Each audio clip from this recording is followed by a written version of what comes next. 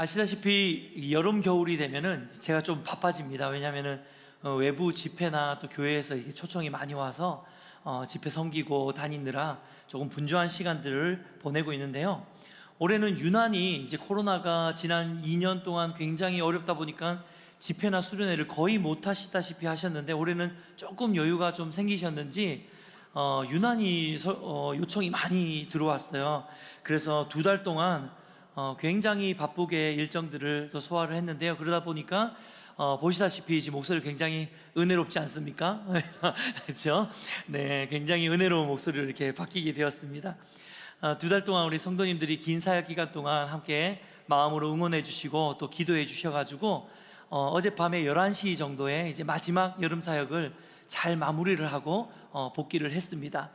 그러다 보니까 오늘 일부 예배 때는 우리 교육자들이 다 완전히 멍하게 이렇게 와가지고 예배를 막 섬긴다고 애를 많이 썼는데, 저희 외부 사역에 또 주일학교, 인키즈, 여름 성경학교까지 겹쳐가지고 저희가 아주 이제 분주하게 또 준비를 했습니다. 특별히 이번 여름 사역에 너무 감사한 부분들이 많았는데요. 무엇보다 감사했던 게, 이번 여름 사역은 제가 저희 예배인 교회 교육자들과 또 저희 예배팀들 중심으로 저희가 인원을 구성을 해가지고 사역을 많이 다녔어요. 그러다 보니까 우리 오이슬 전사, 그리고 또 우리 윤재호 전사, 또 루비 간사뿐만 아니고 우리 예배팀으로 섬기고 있는 우리 집사님, 또 우리 청년들 함께 같이 섬기면서 이곳저곳 전국을 다니면서 사역을 했는데요. 참 너무 든든하고 또 너무 감사한 시간이었습니다. 생각해 보니까 하나님께서 어떠한 은혜로 우리 가운데 정말 이 놀라운 은혜를 부어주셨냐면, 곰곰이 생각해 보니까 그렇더라고요. 어느 교회나 어느 집회에서는 저희 예배팀을 1년에 막 한 번 혹은 2번 큰 맘 먹고 저희를 이렇게 초대를 하시는 거잖아요. 그리고 저도 이제 외부 강사로 가서 이제 말씀 나누고 이러면서 그 교회에 있어서는 저도 외부 강사고 저희 예배팀들도 외부에서 오는 특별한 찬양팀으로 이렇게 섭외해가지고 이렇게 가게 되는 팀인데, 그러면서 이제 정말 뜨겁게 예배드리고 수련회나 캠프나 이렇게 진행을 하거든요. 근데 이게 웬 은혜입니까? 저희 교회는 이런 예배팀과 또 이런 예배를 매주마다 드릴 수 있는 거예요. 할렐루야. 네, 그래서 생각해 보니까 저희는 1년 365일 52주를 수련회 같은, 집회 같은 예배를 드릴 수 있는 교회잖아요. 그래서 참 이게 정말 은혜구나라는 생각을 좀 해보게 됐습니다. 그래서 오늘도 이 예배가 저와 여러분 우리 모두에게 정말 수련회와 같은, 또 집회와 같은 그런 예배가 되시기를 주님의 이름으로 축복해 드립니다. 그런데 이렇게 수련회나 또 수련회가 아니더라도 우리가 예배에 참석을 하면 흔히 굉장히 많이 듣는 이야기가 있습니다. 저도 어제 저녁에는 중고등부 예배였는데 어제 저녁에 이 말을 수도 없이 했을 것 같아요. 그 말이 뭐냐면 하나님을 만나야 합니다 라는 말이에요. 비단 수련회 캠프뿐만 아니라 우리가 예배의 자리에 왔을 때, 또 우리가 찬양을 하기 전에 오늘 우리가 이 찬양 가운데 거하시는 하나님을 만나기를 원합니다, 오늘 우리가 예배 가운데 있는 하나님을 경험하기 원합니다, 이런 이야기들을 너무 많이 하잖아요. 우리가 흔히 굉장히 많이 쓰고 있는 말 중에 하나님을 만나야 된다라는 말을 굉장히 많이 합니다.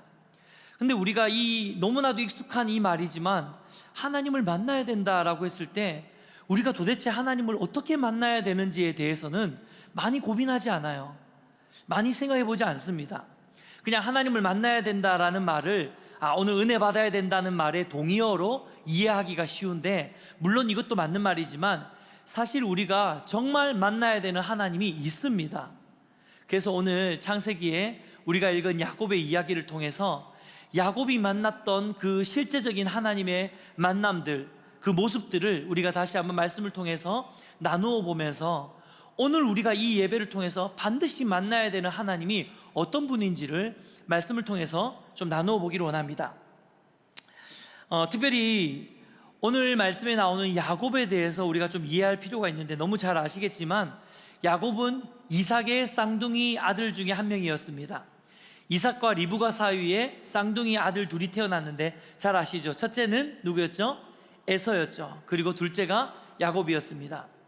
근데 아시다시피 왜 이런 이야기 흔히 하잖아요. 야, 한 배에서 나왔는데 어떻게 이렇게 다르냐 라고 하는 것처럼 아마 자녀를 둘 이상 가지고 계신 분들은 아마 이해를 하실 겁니다. 우리 막 지희라 집사님 막 웃는데 윤지와 수아가 너무 다르잖아요, 그렇죠? 네, 그러니까 그것처럼 마찬가지로 이 한 배에서 나도 아이들이 너무 달라요. 저희 집도 애들이 셋이 다 달라요. 그런데 이 에서와 야곱도 너무 달랐어요. 외형과 어떤 기질도 다 달랐습니다.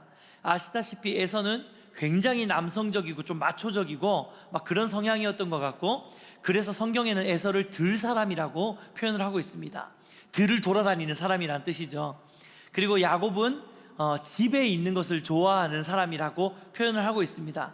아마 모르긴 몰라도 야곱은 굉장히 성향이 좀 여성적이고, 그리고 리브가가 야곱을 막 편애했던 걸로 봐서는 아마 엄마의 마음을 좀 섬세하게 잘 아는 그런 딸 같은 아들이 아니었을까 생각을 해봅니다. 그러다 보니까 이삭은 이 에서를 좋아하고 또 리브가는 야곱을 좋아하면서 좀 이렇게 편애를 하기 시작했던 것 같아요.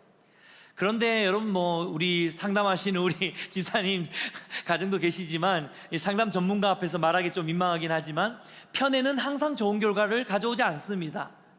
이건 뭐 우리가 뭐 상담을 공부하지 않아도 삶으로 알고 있는 거잖아요. 저도 이제 중학생, 고등학생 아이들 많이 다루고 이 아이들 가르치고 또 제 제자들이 저기 뒤에 다 앉아 있지만, 이 아이들을 만나보면은 대부분 그 아이들이 갖고 있는 아픔과 상처의 그 근저를 살펴보다 보면 많은 경우는 부모님의 이 편애되어진, 치중되어진 사랑, 혹은 사랑을 받지 못하거나 혹은 너무 많은 편애를 받았거나, 이 양쪽에 모두가 다 문제가 생기더라고요. 결국은 뭐 그런 이유 때문인지 모르지만 어쨌든 이 야곱의 가정, 이삭의 가정에도 문제가 생깁니다. 이 문제가 뭐냐면, 이제 이삭이 나이가 많이 들어가지고 눈도 어두워지고 사람을 분별할 수 없을 정도로 기력이 많이 노쇠해져 있는 상황에서 이삭이 마지막으로 이 에서, 장남이었던 에서에게 자신의 축복을 물려주기 위해서 에서를 부르고 별미를 만들어 오면 내가 너를 축복하겠다라고 이야기를 합니다. 그런데 이때 또 리브가가 이 전문 용어로 설레발이라고 하죠. 이 설레발을 칩니다. 그래가지고 중간에 끼어들어서 꼭 이런 편애로 인해서 이 안 좋은 결과들을, 이 가정이 다 이렇게 막 갈갈이 찢어지는 결과가 생기게 되죠. 그래서 리브가가 자기가 좋아하는 이 야곱이 이 축복을 받았으면 좋겠다라는 마음으로, 이 그릇된 마음으로 야곱이 에서인 양 속여서 이삭의 축복을 받아내도록 만들어 버리죠. 그래서 결국은 이런 안타까운 일들의 결과로 에서가 정말 야곱에 대한 이제 분노를 일으키게 되고, 그리고 아버지 이삭이 돌아가시고 난 다음에 내가 반드시 이 동생을 죽이리라 결정하게 됩니다. 그래서 리브가가 어쩔 수 없이 야곱을 그 외삼촌 라반의 집으로 피난을 시키는 거, 피신을 시키고 있는 장면이 오늘 본문의 배경입니다. 자, 여기까지만 들으면 뭐 이 이삭 집안이 정말 거의 뭐 베지밀 패밀리 아닙니까? 콩가루 집안. 네, 그렇죠. 그래서 이 아침 드라마, 막장 드라마에만 나올 법한 이런 소재로 정말 써도 될 만한, 근데 사실 성경 읽어보면 이런 막장 드라마 소재가 굉장히 많이 나와요.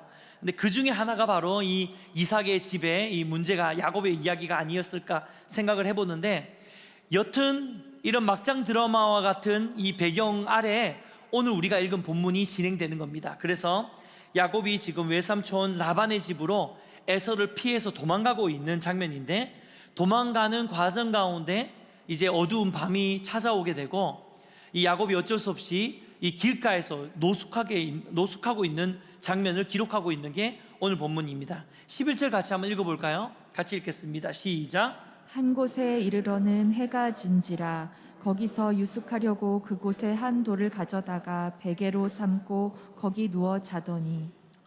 사실 그 당시의 팔레스타인 지역에는 길거리에 여행하다가 길에서 노숙하는 일이 아주 흔한 일이었습니다. 하지만 우리가 말씀을 나눈 것처럼 야곱은 어떤 사람이었습니까? 집에 있는 걸 좋아하는 사람이었잖아요. 만약에 입장이 바뀌어서 에서였다면 이게 뭐 대단한 일이 아니었을 거예요. 그런데 야곱의 성향으로 봤을 때는 아마 이 밤은 야곱에게는 굉장히 외롭고 두렵고 추운 밤이었을 거예요. 무엇보다도 아버지 이삭과 또 형 에서를 속였다는 자책감도 좀 들었겠죠. 막 후회가 밀려왔을 거예요. 아, 내가 뭐 한다고 괜히 속여가지고 이 고생을 하나. 그리고 또 두려운 마음도 있었겠죠. 아, 혹시 자고 있는데 형이 찾아와가지고 나를 죽이는 거 아닐까? 막 이런 어떤 두렵고 떨리는 마음도 있었을 거고요. 무엇보다도 아마 지금 야곱이 본인 스스로가 굉장히 초라하게 느껴졌을 겁니다. 야, 내가 지금 너무 지금 내가 지금 뭐 하고 있나, 지금 집 나와서 이런 고생을 하고 있나, 이런 생각부터 시작해가지고 본인의 모습이 너무너무 초라하고 아무것도 할 수 없는 상황이잖아요. 그래서 가장 인생에 있어서 어떤 의미에서는 야곱의 인생의 가장 밑바닥을 걷는 것과 같은 그 밤을 지금 야곱이 보내고 있는 것입니다. 근데 여러분, 놀라운 사실은요, 야곱의 인생에 가장 초라하고 가장 춥고 가장 외롭고 가장 두려웠던 그 밤에 오히려 하나님이 그를 찾아가서 만나시는 놀라운 일이 지금 본문에서 일어나고 있다는 것입니다. 여러분, 우리도 인생을 살다 보면 때때로 참 초라해지고 두렵고 막막하고 어디를 가야 될지 모르고 어떻게 살아야 될지 모르는 그런 어떤 그 절벽 끝에 서 있는 것 같은 그런 위기의 때를 만날 때가 너무 많이 있습니다. 인생에 있어서 가장 추운 겨울과 같은 계절을 지나갈 때가 우리가 살다 보면 다 한두 번씩은 경험하게 되잖아요. 근데 세상 사람들은 그 시즌은 정말 좌절할 수밖에 없고 또 끝간데 없이 바닥으로 떨어져야 될 수밖에 없는 그런 시기이지만, 그리스도인들에겐 소망이 있는 것이 뭐냐면 바로 그러할 때에 하나님의 역사를 맛볼 수 있는 더 좋은 기회가 될 수 있다는 사실인 줄 믿습니다. 때때로 우리가 살아가면서 인생을 살아갈 때에 정말 우리 힘으로 모든 것을 다 할 수 있을 것 같은 자신감 넘치는 시기에 하나님 우리 삶 가운데 개입하시던가요? 내가 내 힘대로, 내 방법대로, 내 계획대로 살아가는 그 시기에 하나님의 역사를 보신 적이 있습니까? 그렇지 않습니다. 그리스도인은 그런 존재가 아니에요. 여러분, 우리가 내 힘과 내 능력과 내 생각과 내 판단을 의지해서 살아갈 때에 오히려 하나님의 일하심을 찾기가 너무 힘들고 내 힘만 부각되고 내 의지와 내 계획만 더 앞서 보일 수밖에 없습니다. 그게 인간의 연약함이거든요. 근데 오히려 야곱과 같이 이렇게 춥고 힘겹고 수치감과 절망과 좌절과 내가 할 수 있는 것이 아무것도 없는 가장 약할 이때에 오히려 그러한 하나님의 자녀의 삶에 하나님의 역사가 시작되어진다는 사실을 여러분 기억하시기를 축복합니다. 그래서 혹시 오늘 이 예배 가운데 야곱과 같은 마음으로 여기 앉아 계시는 분들 계십니까?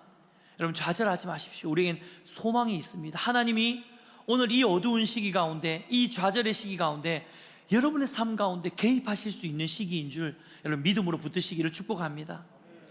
네, 우리가 많이 부르는 찬양 있잖아요.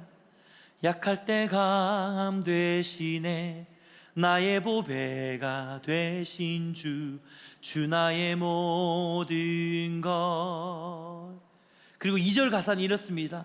쓰러진 나를 세우고 나의 빈잔을 채우네, 주 나의 모든 것. 할렐루야. 바로 이 하나님이 야곱의 하나님뿐만 아니라 오늘 이 시간 우리의 하나님인 줄 믿습니다. 자, 이 하나님 만나고 싶지 않으십니까? 그렇죠? 이 하나님 맛보고 싶지 않으십니까? 네. 야곱이 바로 이 하나님을 이 어두운 가운데, 이 힘겨운 가운데, 이 밑바닥 인생에서 바로 이 하나님을 만난 거예요. 자, 그러면 오늘 본문을 통해서 야곱이 이 인생의 밑바닥에서 야곱을 찾아와 주신 이 하나님은 도대체 어떤 하나님인지를 오늘 우리가 말씀을 통해서 3가지로 좀 나누기를 원하는데요. 첫 번째로 야곱이 만났던 하나님, 그리고 우리가 만나야 될 하나님은 따라하겠습니다. 남의 하나님이 아닌 나의 하나님. 창세기 28장 12절 13절 같이 읽어보겠습니다. 시작. 꿈에 본즉 사닥다리가 땅 위에 서 있는데 그 꼭대기가 하늘에 닿았고, 또 본즉 하나님의 사자들이 그 위에서 오르락 내리락 하고, 또 본즉 여호와께서 그 위에 서서 이르시되 나는 여호와니 너의 조부 아브라함의 하나님이요 이삭의 하나님이라. 네가 누워 있는 땅을 내가 너와 네 자손에게 주리니. 여러분, 여기서 중요한 부분이 뭐냐면요, 야곱이 꿈을 통해서 사닥다리 사이에 오르락내리락거리는 천사도 보고 그 위에 계시는 하나님도 만나게 된 거예요. 본 거예요. 그런데 중요한 것은 단지 하나님을 본 것에 끝난 게 아니라는 사실입니다. 아마 야곱이 사닥다리 위에 계시는 하나님을 보고 끝났다면 야곱은 이렇게 생각할 수 있을 거예요. 아, 저분이 하나님이구나. 아, 저분이 우리 아버지가 나한테 가르쳐줬던 하나님이구나. 아, 저분이 우리 조상 아브라함과 언약을 체결하셨다는 하나님이구나. 이렇게 머리로만 알고 끝날 수 있는 부분이에요. 그런데 오늘 본문을 자세히 보시면 어떻습니까? 바로 그 하나님이 야곱에게 직접 찾아가셔서 개인적으로 약속의 말씀, 개인적인 하나님의 음성을 지금 야곱에게 들려주고 계시는 거예요. 여러분, 이것은 뭐냐면 하나님께서 이제 아브라함의 하나님이 아니라 이삭의 하나님이 아니라 야곱의 하나님으로 그 밤에 야곱을 만나 주신 것입니다. 할렐루야. 그래서 13절에 뭐라 이야기합니까? 내가 네 조부 아브라함의 하나님, 너의 아버지 이삭의 하나님이 아니라 이제는 내가 너의 하나님이 되고 너의 자손의 하나님이 되어줄 것이다 라고 말씀하고 있는 것이 13절 말씀 아닙니까? 할렐루야.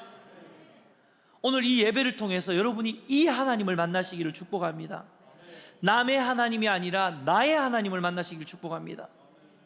특별히 저는 오늘 정말 간절한 마음이 있는데 지금 우리 3층에서 우리 아이들이 예배 드리고 있어요. 우리 윤지수와 다준이, 다인이, 또 우리 또 누가 있죠? 설이, 또 우리 하은이 오늘 왔나 모르겠는데 아무튼 우리 아이들이 지금 저 위에서 예배 드리고 있어요. 그런데 우리 윤지수가 우리 지희라 집사님, 서상현 집사님의 신앙의 그늘에서 교회만 왔다 갔다 하는 아이가 아니라 우리 다준이, 다인이가 저희 가정의 신앙, 엄마 아빠의 아빠가 목사니까 교회 오는 아이가 아니라 우리 설이가 대갑 집사님, 수빈 집사님 이 신앙의 그늘 아래서 그냥 안겨서 교회 오는 아이가 아니라 우리 하은이가 그런 아이가 아니라 정말 이제 우리 아이들이 우리 부모님의 아들, 우리 아브라함의 하나님, 우리 이삭의 하나님이 아니라 야곱 나의 하나님으로 만나는 역사가 일어나기를 소망하고 축복합니다. 우리 예배인 교회가 그런 공동체가 되기를 원해요. 특별히 우리 교회에는 청년들 많잖아요. 우리 청년들 어쩌면은 부모님 때부터 신앙생활을 해서 어쩌다 보니 교회를 계속 다니게 되고 또 어쩌다 보니 나쁘지 않아서 교회를 출석하고 있는 청년들 여기 앉아 있을 수 있어요. 그런데 여러분이 여러분의 부모님의 신앙 안에서 그냥 어쩌다 보니 교회를 다니는 신앙인이 아니라 종교인이 아니라 야곱이 오늘 이 밤에 만났던 그 하나님을 여러분 인생 가운데 만나셔야 됩니다. 그렇게 될 때에 하나님의 놀라운 여러분의 인생에 간섭하시는 하나님의 역사를 보게 될 거예요. 오늘 일부 예배 때 우리 용원 형제의 할아버지, 아버지, 뭐 작은 아버지 다 오셨거든요. 일부 예배 때. 근데 용원 형제가 지금 오늘 2부 예배와 앉아 있는데 용원 형제가 여기 와서 앉아 있는 게 나의 하나님을 만나서 여기 앉아 있는 게 아니라 우리 할아버지도 장로님, 우리 아버지도 안수 집사님, 그래서 나도 여기 앉아 있습니다. 아무 의미 없는 거예요. 여러분, 제가 신방을 하다 보면 이 남자 성도님들이 아무래도 여자 성도님들보다 좀 신앙생활을 잘 못하시잖아요. 이게 아무래도 우리나라 자체가 남자들이 신앙생활하기 정말 어려운 나라예요. 이제 그러다 보니 아무래도 여자 집사님들의 열심보다 남자 집사님들의 열심이 조금 좀 덜한 경우들이 간혹 있는데 제가 이런 경우들이 만나보면은 아유 목사님 저는 우리 와이프가 열심히 신앙생활 하니까 나중에 우리 와이프가 이제 천국 올라갈 때 제가 치맛자락 붙들고 같이 올라갈라 이런 이야기를 어설픈 이야기는 그 치마 곧 찢어집니다 여러분. 그걸로 안 돼요. 그걸로 안 돼요. 그렇게 신앙생활 해가지고 되는 게 아니라 여러분 남의 하나님이 아니라 나의 하나님을 만나셔야 되는 줄 믿습니다. 그래서 오늘 이 시간 정말로 여러분 스스로도 그리고 우리의 다음 세대도 나의 하나님을 만나고 경험할 수 있는 예배가 되기를 주님의 이름으로 축복해 드립니다. 두 번째로 우리가 만나야 되는 하나님 따라하겠습니다. 나와 늘 함께 하시는 하나님. 여러분 우리가 야곱처럼 이 하나님이 내 부모님, 내 조상의 하나님이 아니라 진짜 내 하나님이구나 라는 것을 만나잖아요. 경험하잖아요. 그러면 곧바로 깨닫게 되는 사실이 하나 있는데 그건 뭐냐면 하나님이 내가 하나님을 깨닫고 내가 하나님을 알지 못했던 그 시간 이전부터도 계속해서 내 인생 가운데 함께하고 계셨구나라는 사실을 깨닫게 되실 것입니다. 여러분, 그런 경험 다 하지 않으셨습니까? 어느 순간 여러분의 인생의 어떤 포인트에서 내가 하나님을 만나고 나니까 그동안에 내가 살아왔던 시간 동안 내가 하나님 없이 방황하고 내가 하나님 없이 세상 속에서 막 헤매고 그렇게 내 멋대로 살아왔던 그 시간 중에서도 하나님이 여전히 나와 함께하고 계셨구나, 나를 기다리고 계셨구나, 나를 인내하고 계셨구나, 나를 불쌍히 여기고 계셨구나. 여러분, 그거 우리 다 경험하지 않으셨습니까? 제가 지금 눈이 제일 많이 뜨이는 분이 윤섭 집사님이시는데, 왜냐면 제가 얼마 전에 윤섭 집사님의 간증을 좀 들었거든요. 경험하셨잖아요, 그렇죠? 내 마음대로 살고 있을 때에도 하나님이 여전히 집사님을 붙들고 계시고 집사님에 대한 계획을 가지고 계셨던 거예요. 그러니까 하나님이 다시 불러주셨을 때 이제는 하나님께 내 삶을 드리면서 지금 신학도 공부하고 계시거든요. 여러분, 저도 마찬가지예요. 제가 고3 때 하나님을 만났는데, 저희 아버님 목회하시잖아요. 그런데도 저는 고등학교 때까지 막 엄청나게 방황하면서 엄청 놀았어요. 막 밴드 활동하고 막 이러면서. 그런데 그 가운데서도 제가 고3 여름 수련 때 하나님 만나고 나니까 제가 만나는 그 순간 펑펑 울면서 제 죄를 사하고 용서를 구하고 하나님께, 하나님 제가 제 삶을 드립니다 막 이렇게 헌신하는 그 과정 가운데서도 제가 깨닫게 된 사실이 뭐냐면, 하나님, 그런데 제가 하나님이 없다 하고 심지어 하나님 부인하고 그렇게 막 살아오던 그 시간 가운데도 하나님 여전히 나와 함께 하셨군요. 여전히 내 인생 가운데 개입하고 계셨군요. 그게 제가 바로 깨달아지더라고요. 여러분, 우리가 나의 하나님으로 여러분이 하나님을 영접하시고 하나님을 만나게 된다면 내 삶에 나를 떠나지 않고 동행하시는 하나님의 그 동행하심도 여러분이 보게 되어질 줄 믿습니다. 오늘 창세기 28장 16절에 야곱은 잠에 깨어서 이렇게 고백해요. 여호와께서 과연 여기 계시거늘 내가 알지 못하였도다. 과연 여기 계시거늘 내가 알지 못하였도다. 할렐루야. 여러분, 오늘 우리가 이 은혜를 깨닫게 되시기를 주님의 이름으로 축복해 드립니다. 1922년에 태어나서 1999년에 돌아가신 메리 스티븐슨이라는 미국의 여류 시인이 한 분 계세요. 근데 이분이 남긴 너무 유명한 시가 한 편이 있는데 Footprints in the Sand라는 시입니다. 모래 위의 발자국이라고 우리나라 말로 번안이 되어 있는데요. 아마 들어보시면 이 이야기 다 들으셨을 거예요. 지금 뭐 저 작은 영어를 읽으려고 지금 애쓰시는 건 아니겠죠? 네. 네. 예, 저 이야기를 제가 좀 설명을 드리자면요. 어느 날 한 사람이 꿈을 꾸는데 예수님을 만난 거예요. 예수님과 함께 해변을 걷는 꿈을 꾸었습니다. 근데 너무 신기하게 예수님과 함께 해변을 걸을 때 그 해변 위에 있는 하늘에서 자신의 인생이 쫙 이렇게 비춰지는 거예요. 그래서 예수님과 함께 걷기 시작하니까 자기가 태어났을 때부터 어릴 때 시간들이 쫙 흘러가면서 20대, 30대, 40대 시간들이 저기 하늘에서 걷는 그 걸음과 함께 쫙 파노라마처럼 이렇게 스쳐 지나가는 것을 보고 있는 거예요. 그런데 한참을 걸어서 이제 자신의 인생의 나이대까지 딱 돌아오고 난 다음에 더 이상의 파노라가 펼쳐지지 않으니까 그동안에 걸어왔던 걸음들이 이렇게 돌아본 거예요.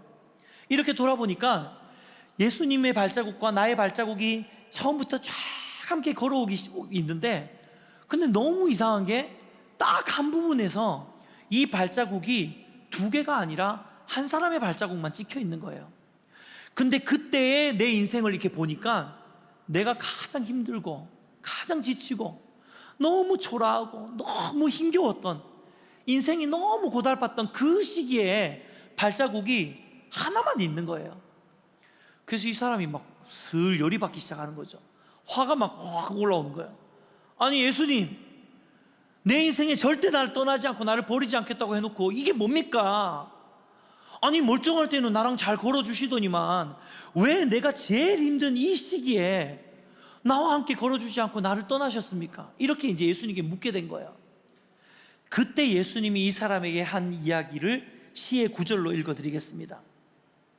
주님께서 이렇게 대답하셨습니다.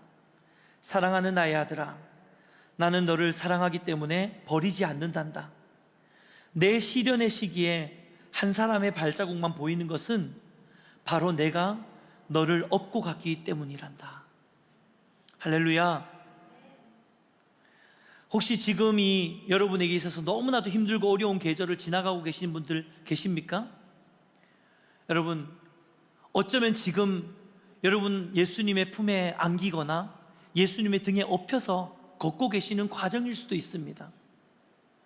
우리가 하나님을 만난다면, 우리가 나의 하나님을 인격 안에서 영접하게 된다면 내 삶 가운데 한순간도 나를 떠나지 않으시고, 심지어 내가 가장 약하고 가장 초라하고 가장 연약할 그때에도 나를 업고 걸으시는 하나님의 동행을 누리게 되신다는 거예요. 그래서 오늘 이 예배를 통해서 그 하나님을 반드시 경험하시는 여러분 되시기를 주님의 이름으로 축복해 드립니다. 마지막으로 우리가 만나야 될 하나님은요, 따라하겠습니다. 내 삶의 목적을 주시는 하나님. 여러분, 하나님을 만나게 되면요, 너무 많은 변화들이 일어납니다. 그런데 그 많은 변화들 중에 가장 중요한 변화가 뭐냐면 우리의 삶의 목적과 방향이 변화된다는 것입니다. 오늘 본문 17절 말씀을 보면요, 야곱이 하나님을 만나고 난 다음에 가장 먼저 하는 고백이 뭐냐면, 와, 여기가 다름 아닌 하나님의 집이고 이곳이 바로 하늘의 문이구나 라고 고백합니다. 이게 굉장히 좀 은유적인 표현이기 때문에 여러분 이게 무슨 소린가 라고 생각하실 수 있지만, 쉽게 말하면 뭐냐면 야곱이 하나님을 만나고 나니까, 와, 여기가 하나님을 예배해야 되는 곳이고 바로 이곳이 하나님의 나라고, 내가 서 있는 이곳이 하나님의 나라고, 내가 서 있는 이곳이 하나님의 임재 앞으로 나아가는 문이구나, 하나님을 예배하는 문이구나, 하나님을 만나는 통로구나, 이 삶의 자리에서 내가 하나님을 만나고 하나님을 교제하고 하나님의 영광을 보고 하나님의 나라를 누릴 수 있는 곳이 여기구나 라는 것들을 깨닫게 된 거예요. 그러면서 곧장 야곱이 어떻게 하시는지 아십니까? 18절 19절 말씀 읽어보겠습니다. 같이 읽겠습니다. 시작. 야곱이 아침에 일찍이 일어나 베개로 삼았던 돌을 가져다가 기둥으로 세우고 그 위에 기름을 붓고 그곳 이름을 베델이라 하였더라. 이 성의 옛 이름은 루스더라. 부르신 곳에서 나는 예배하네, 어떤 상황에도 나는 예배하네. 여러분, 지금 야곱이 이 고백을 하고 있는 거예요. 나를 불러주신 이곳, 내가 머물고 있는 이곳, 내가 어젯밤까지는 두려움에 떨면서 잠을 청했지만 내가 하나님을 만나고 나니까 아니네, 여기는 내가 두려워서 함몰되고 두려워서 낭망하고 좌절하고 포기해야 될 삶의 자리가 아니라 여기는 내가 하나님을 예배해야 되는 자리네, 여기는 불러주신 이곳 가운데서 내가 하나님을 바라보아야 하는 자리네 라고 깨달은 거예요. 그러면서 야곱이 하나님을 예배하기 시작하는 것입니다. 그런데요, 특별히 야곱이 하나님께 예배를 드린 후에 자신이 서 있었던 그 루스라는 장소의 이름을 베델로 바꾸는 것을 볼 수 있습니다. 여러분, 이 루스라는 뜻이 뭐냐면요, 아몬드 나무라는 뜻이에요. 이거는 누가 봐도 예상이 되시죠? 정말 동네 이름을 형편없이 지었어요. 정말 성의 없이 지었습니다. 왜 아몬드 나무라고 지었겠어요? 아몬드 나무가 많으니까 지었겠죠. 아마 뭐 모르긴 몰라도 그 동네에 아몬드 나무가 되게 많이 자랐던 것 같아요. 그러니까 되게 성의 1도 없이 아몬드 나무라는 동네 이름으로 지은 거예요. 그런데 아무 의미 없는 그 땅에 야곱이 하나님을 만나고 나니까 그 아몬드 나무 땅이 의미가 있어지는 거예요. 베델이 된 거예요. 여러분, 저는 이것이 예수님을 만난 인생의 삶의 목적과 예수님이 없는 사람의 삶의 목적을 선명하게 보여준다고 생각합니다. 여러분, 지금도 세상에 수많은 사람들은 루스와 같은 인생을 살아가고 있어요. 아몬드 나무와 같은 인생을 살아가고 있어요. 내가 태어나 보니까 아몬드 나무가 자라고 있어. 그러니까 나는 아몬드 나무처럼 살고 있는 거예요. 내가 살아가고 있는 이곳이 아몬드 나무기 때문에 난 아몬드 나무처럼 사는 인생인 거예요. 이 땅에 태어나서 많은 사람들이 다 그렇게 살기 때문에 열심히 공부해서 대학 가고, 대학 가서 좋은 직장 가고, 좋은 직장 가서 많은 돈 벌고, 많은 돈 벌면서 좋은 결혼하고, 좋은 사람 만나 결혼해서 더 큰 부를 얻고, 더 좋은 차 사고, 더 좋은 집 사고, 그러면서 다 인생의 행복을 쫓아서 똑같이 아몬드 나무 잘 키우려고 그렇게 살아가는 인생으로 살아가는 게, 그게 바로 루스 인생이에요. 근데 세상 사람들은 다 그렇게 산단 말이에요. 그런데 예수님을 만난 사람의 인생은 달라야 되는 줄 믿습니다. 예수님을 만난 사람의 인생은 내가 비록 서 있는 이곳에 사람들이 다 여기는 아몬드 나무 동네예요 라고 이야기를 하더라도 아니야, 내가 서 있는 이곳은 하나님의 집이야, 베델이야 라고 말할 수 있는 인생이 되어야 되는 줄 믿습니다. 그래서 여러분, 하나님이 우리에게 주신 우리의 인생의 목적은 뭐냐면요, 사람들은 다 거기가 아몬드 나무인 것처럼 살고 있지만 아니야, 여기는 아몬드 나무가 아니라 하나님의 나라야, 하나님의 집이야, 여기는 하나님을 예배하는 곳이야. 우리가 살아가고 우리가 걸어가고 우리가 일하고 있는 곳, 우리가 공부하는 곳, 우리가 만나야 되는 사람들, 우리가 하고 있는 생업의 터가 베델이 되게 만드는 것이 하나님이 저와 여러분의 인생에 주신 삶의 목적인 줄 믿습니다. 그래서 우리는 아몬드나무 동네에 가도 여기는 하나님의 집이야, 호두나무 동네에 가도 여기는 하나님의 집이야, 사과나무 동네에 가도 여기는 하나님의 집이야를 선포하는 하나님의 사람이 되어야 되는 줄 믿습니다. 여러분, 이게 우리 인생의 목적이에요. 그런데요, 얼마나 많은 그리스도인들이 삶을 살아가면서 그냥 루스로 살아가고 있는지 아십니까? 그냥 똑같이 아몬드 나무 키우면서 살아가고 있는 거 아십니까? 여러분, 인생의 목적이 바뀌어야 되는 줄 믿습니다.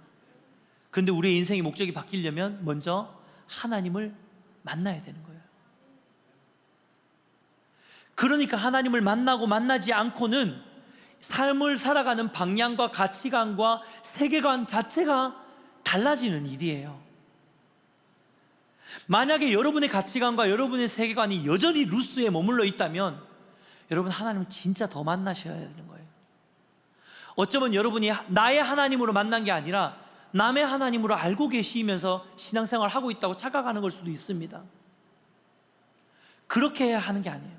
하나님이 여러분에게 원하시는 삶은 인생의 목적이 바뀌는 삶인 줄 믿습니다. 베델의 삶을 사시기를 주님의 이름으로 축복해 드립니다. 말씀을 맺겠습니다.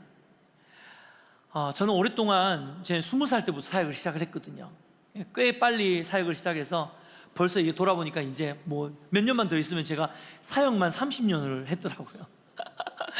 진짜 많이 사역을 해서 오랫동안 사역을 했는데 사역 30년 차입니다. 그런데 그동안에 제가 만나고 상담하고 신방하고 또 교제했던 성도님들이 몇 분이나 될까요?